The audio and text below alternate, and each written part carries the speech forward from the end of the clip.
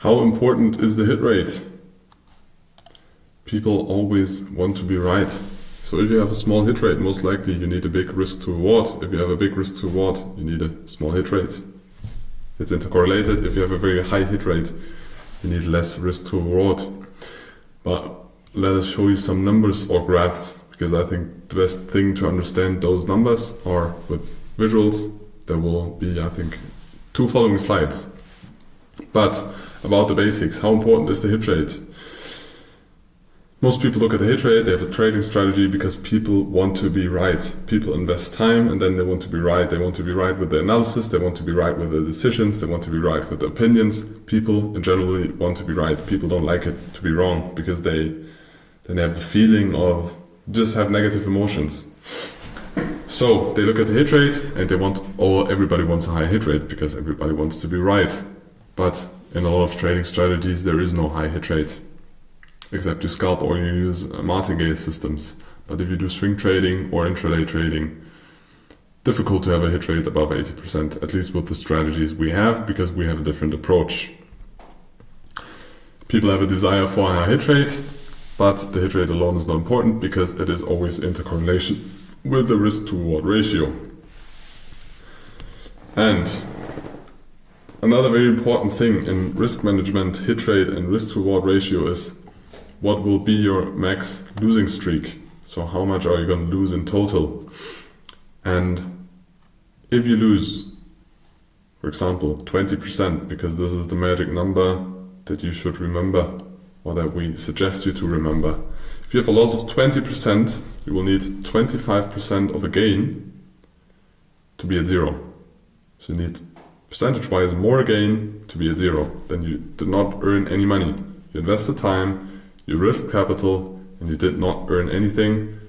Your broker got some money in commissions, but that's it. And further your drawdown goes, or the bigger the drawdown gets, the more money or percentage you need to make to go back to 0. So if you lose 50%, you need to double your account, but you have less margin. You're most likely in a psychological, not as good state as in the beginning when you had 100% of your account size. And then you need to double your account with the same strategy. So this is going to be very difficult. So when you calculate the risk management, you should never try to get a bigger drawdown than 20 or 30%. Because when you see with 30%, this one gets very exponential. And that's not good for you. Because then the odds are more and more stacked against you. And also most investors and most people feel safe maybe with a 20% loss. Depends on if you have a family. For example, me, I'm way riskier. When I started with crypto and I was in school, I knew I had nobody. My grandparents were still living, so I knew if I have nothing, at any point I can go to my parents or grandparents and there will be food. So I had the possibility to risk a lot. If you have investment capital, bigger size, or you start to have a partner or a family that is dependent on you, you should risk less, because this is somebody or several people or an infrastructure or a company is dependent on you, then you should risk less. But again, you need to adapt to your personal needs. But all those numbers are interesting and good, but I think this is an even better visualization. So you see on the downside how much loss you take, and then in relation how much profit you need to make for that. So if you lose 80% of account, you need to make 400% in profit on that account to be at break even. Again, you did not earn any money with this, you just spend money and commissions and time, and this can be very frustrating. So try to stay above here if you want to have long-term success and if you don't want to gamble. If you want to gamble, of course, you can go all in, but this is not what we want to teach you. We want to teach you risk management and money management, and for that you should not have a total drawdown that's bigger than 30%. More, or I suggest you to focus on 20%, because if you calculate with 20% and then there's going to be a big event, maybe there's going to be slippage, maybe there's going to be one decision that is not, where you did not stick to the plan, so you have a small puffer or like a small safety in your calculation. So those 10%, so try to calculate with a 20%, so you're always above this.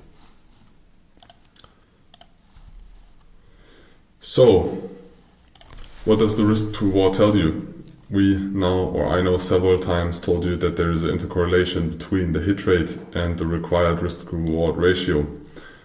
So, here you can see, if you have a risk to reward ratio of 1, you only need a 50% hit rate. Of course, it's going to be 51 because you have commissions, you're going to have spread, but we take this not into the calculation because it's individual on the asset, but it's a little bit higher than 50%, but then you're going to be break even.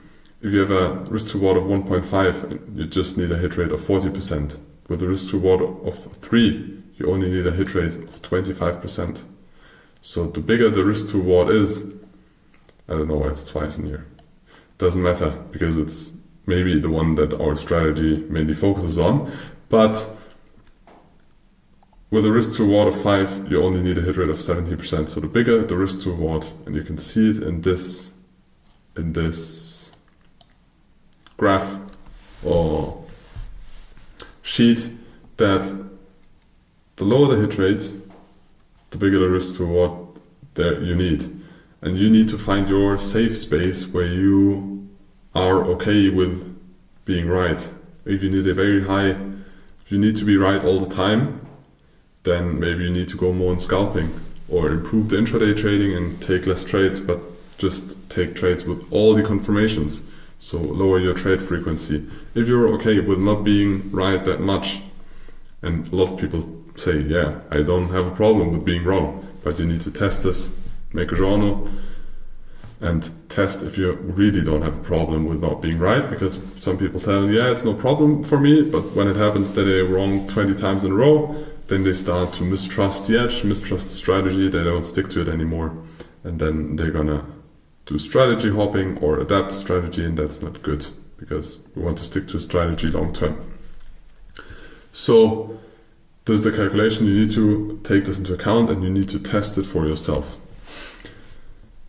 Again, another visual graph for, the different areas, how much risk to reward you need with the areas of you being right. So on the downside you have the risk to reward ratio, and on the left side you have the percentage of how often you are right or wrong. So percentage and risk to reward ratio.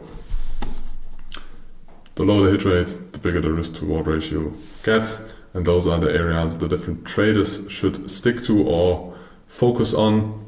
So if you have a hit rate of 20 to 30%, you should focus, or you most likely will focus, on swing trading and focus only on trade ideas where you have a risk to reward between 4 and 2.3. If you focus on day trading, you should have a hit rate between 40 and 50%. So you're still wrong more than you're right. Realize this. But you can still earn money with this, and you should focus on a risk to reward with 1.5, or it should be at least above 1. And if you do scalping, you should focus on higher hit rates from 70 to 80%, and a hit rate that is between 0.25, a risk to reward ratio that is between 0.25 0.4. But scalping is not a big part of this course because it is a whole trading strategy and topic for its own. You can learn about about that. The things that we use in the order book to optimize or get better entries, we told you in the previous section about in the dynamic setups, but there's a lot more to learn about the order book, but it's too complex to combine everything because you're still a human and you will not be able to combine everything. So scalping whole own topic, but we still wanted to include here if you want to scalp, if you want to trade very short term. Those are the numbers you should focus on.